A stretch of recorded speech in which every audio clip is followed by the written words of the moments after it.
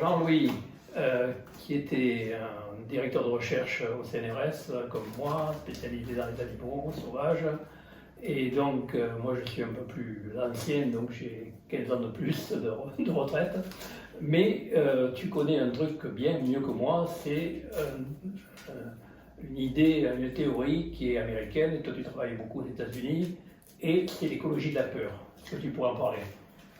Alors oui, c'est un terme qui accroche, l'écologie de la peur. Alors c'est assez curieux parce que quand le terme a effectivement émergé donc, au début des années 90,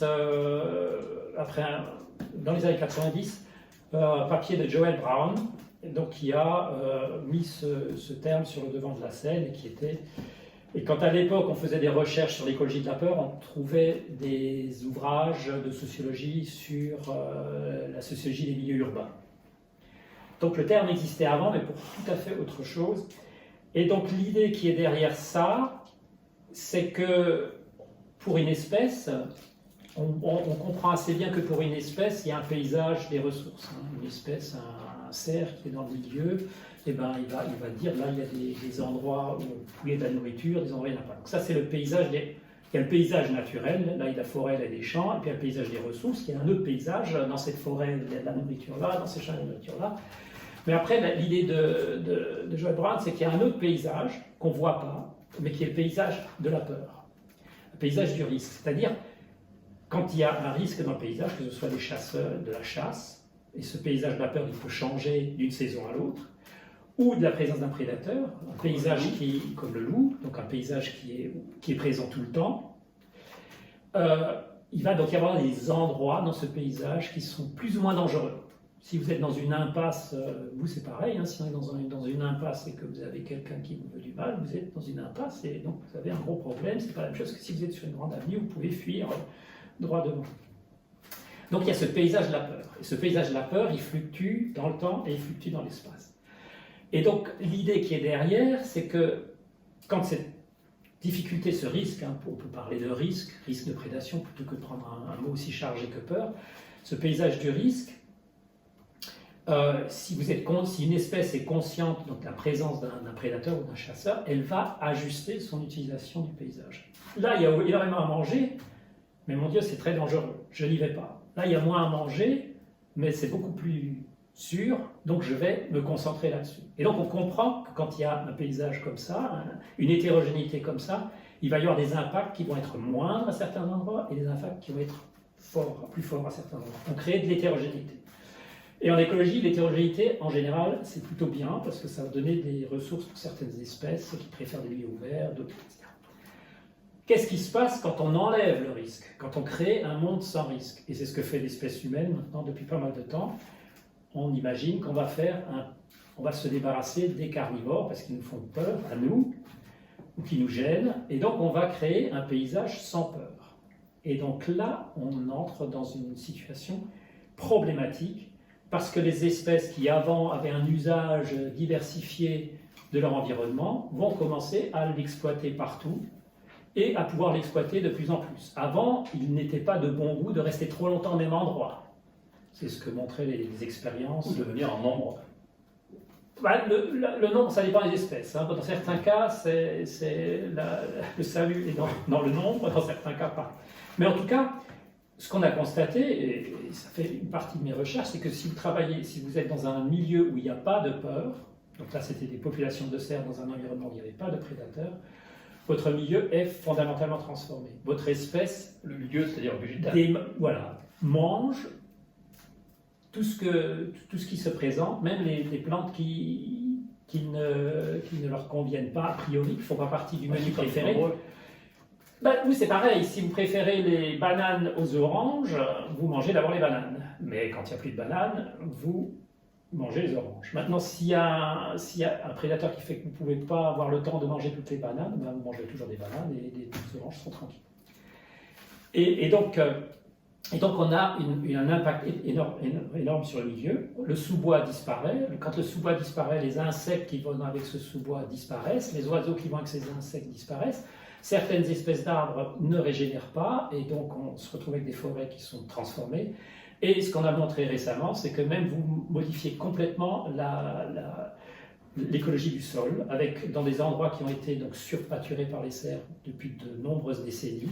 Vos sols sont extrêmement maigres, peu épais, alors que dans les endroits où il n'y a pas de, où il y a soit pas de cerfs, soit un contrôle par des prédateurs, vous avez une plus grande litière, ou du feuillage qui tombe de votre sous-bois, parce qu'il y a plein de plantes, qui crée du sol, et donc vous avez des sols énormément. Et donc vous augmentez le stockage du carbone, parce qu'en plus vous avez des racines dans le sol qui injectent... Et donc tu veux dire que l'absence de prédateurs est nuisible? Bah, elle a des conséquences qui le sont prédateur, c'est pas seulement Ah un animal qui prélève, c'est aussi quelqu'un qui structure. Bah oui, ce qu'il faut imaginer, moi c'est une histoire que je raconte un peu toujours, vous imaginez une belle photo de biche, et vous voyez ses grandes oreilles, et vous vous dites, ah, ces grandes oreilles, c'est pour écouter les plantes pousser, pour entendre les plantes pousser. Ses grands yeux, c'est pour mieux voir les plantes la nuit. Et ses grandes pattes, c'est pour poursuivre les plantes qui essaient de s'échapper. C'est absurde. Ce que vous dit cet animal, c'est pas je veux manger des plantes. Elle dit je veux pas être mangée. Oui. Donc depuis plus de 400 millions d'années, c'est à peu près le moment où la mâchoire est apparue, le monde vivant il s'est structuré autour d'une tension entre des animaux donc entre les hétérotrophes, je parle des animaux, des plantes, donc des animaux qui ne veulent pas se faire manger par les carnivores, et des carnivores qui veulent manger ce qu'on appelle des herbivores, mais qu'on devrait peut-être mieux appeler des herbiphobes, des carniphobes, pardon, parce qu'en fait, ce qu'ils vous disent, c'est je ne veux pas être mangé plutôt que je veux manger des plantes. Donc, de toute façon, tous les organismes qui sont hétérotrophes, comme nous, donc à l'exclusion des plantes, autotrophes, c'est des plantes qui sont capables de vivre avec juste l'air et de l'eau et du carbone, voilà, des minéraux. Donc, c'est les plantes. Alors que tous les autres êtres vivants dépendent d'autres êtres vivants, soit des plantes, soit des animaux. Donc nous, on est condamnés à tuer des plantes ou des animaux pour vivre.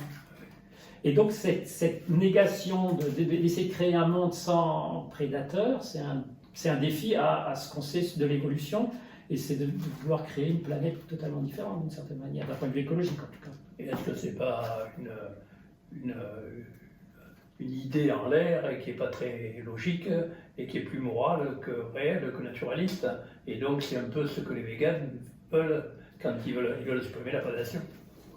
Oui, alors c'est très compliqué comme problème, parce qu'effectivement, si on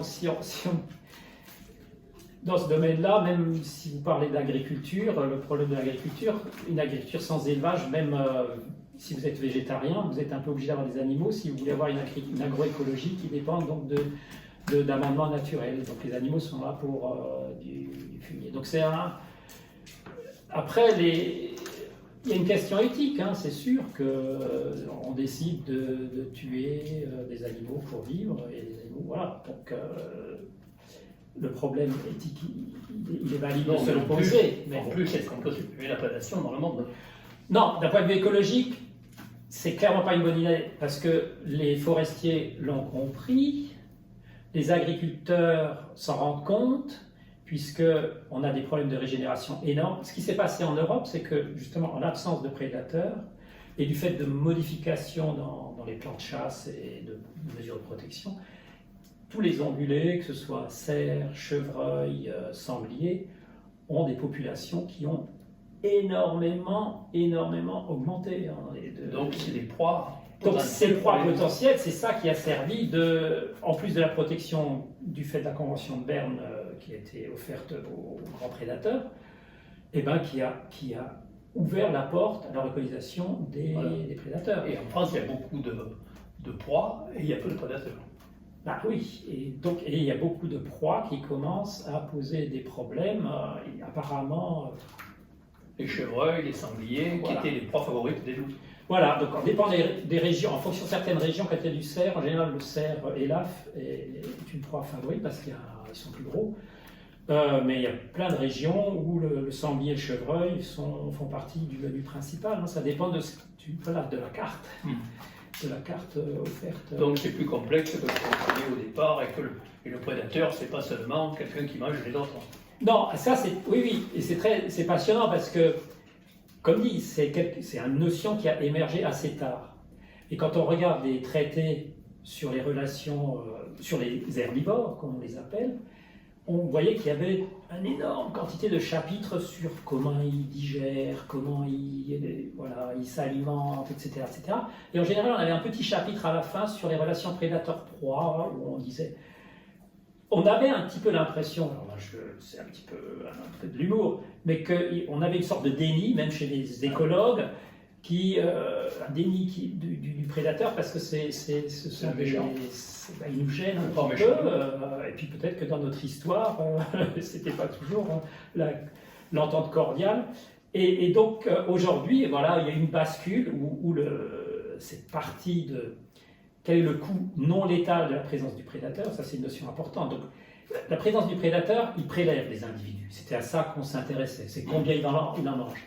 Mais en fait, c'est pas on comprend de mieux en mieux que c'est pas le problème principal, c'est pas l'impact principal. L'impact principal est plutôt dû à la présence du prédateur et tous les coûts qu'il induit sur les proies. Vigilance, fuir quand il y a un bruit, donc toutes les choses qui font qu'ils ne peuvent pas consacrer tout leur temps à s'alimenter.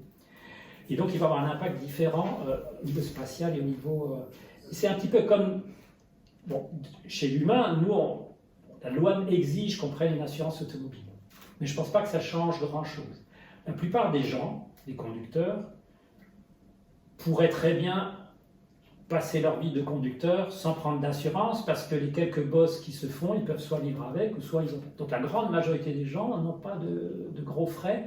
Et donc, pour l'ensemble, donc pour la population, le coût de la possibilité d'accident, c'est les assurances. C'est ça qui nous coûte très très cher.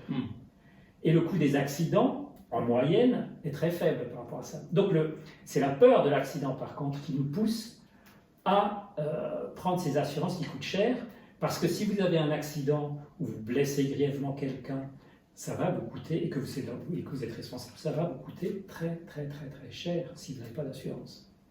Et donc, c'est un petit peu le même mécanisme. Quand vous êtes une population proie et que vous savez que le prédateur est là, mais vous ne savez pas où, vous ne savez pas quand, vous ne savez pas comment, vous ne savez pas combien, vous savez qu'il est là, ça vous change la vie, quoi. Oui, et donc c'est une autre approche de la prédation qui devient plus positive. C'est une approche qui réencastre la prédation dans le fonctionnement des écosystèmes. Et on se rend compte aujourd'hui qu'on a un besoin énorme de réintégrer ou d'intégrer le comportement dans l'écologie, dans l'étude du fonctionnement des écosystèmes. Pas juste l'écologie des plantes, machin, mais intégrer le comportement dans ce réseau d'interaction. Parce que l'écologie, qu'est-ce que c'est? C'est la science des interactions. Donc c'est comprendre comment les espèces interagissent entre elles. Et ces interactions sont aussi des interactions comportementales. Donc enlever une pièce du puzzle va imposer à l'ensemble du système de se réajuster. Et ce que j'ai dit tout à l'heure, c'est que dans le cas des herbivores qui vont être des prédateurs, le réajustement, il se fait à travers un appauvrissement, une simplification du système, où l'énergie qui vient du soleil, elle est directement consommée par l'herbivore, parce que les herbivores continuent à avoir de fortes densités, même dans un milieu que vous pensez complètement appauvri. Pourquoi? Parce qu'il y a un flux constant de choses qui essaient de pousser, mais elles disparaissent immédiatement parce qu'elles sont consommées. Il y a des subventions qui viennent de la canopée, des feuilles qui tombent, elles sont consommées. Et on a montré, nous, que ça suffit pour avoir 30 cerfs au km². Et donc, 30 cerfs au km², c'est des fortes densités. Donc c'est nuisible au milieu végétal. Ça le transforme complètement. Et donc vous avez une simplification. Si vous aimez les myrtilles, vous n'aurez pas de myrtilles. Si vous aimez, donc c'est une écologie un peu plus élargie, un peu plus complexe. C'est une écologie qui devient plus écologique.